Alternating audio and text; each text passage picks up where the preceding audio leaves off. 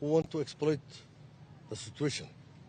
However, it was also illegal, but to add to that, we had some information and intelligence that those goons wanted to exploit the situation, to loot supermarkets and shops, destroy private and public properties,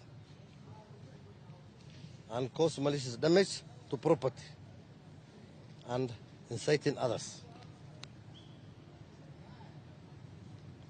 But we were ready for them, and our officers were under firm instructions to maintain law and order, to protect life and property, keep all major roads open, and all infrastructure open.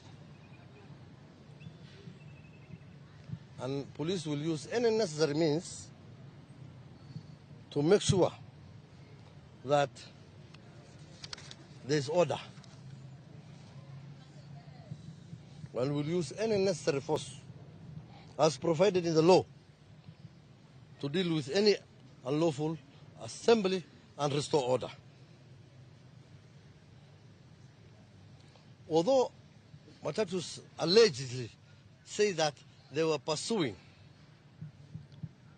grievances, but they are not pursuing their grievances through any lawful action. It was not a protest. It was riot and with intention to loot. I call upon the public that they should not be allowed to be used by criminal elements or political actors. Nairobi will not be held hostage by lawlessness, and we will not allow criminals to hijack public space or intimidate citizens or destroy properties.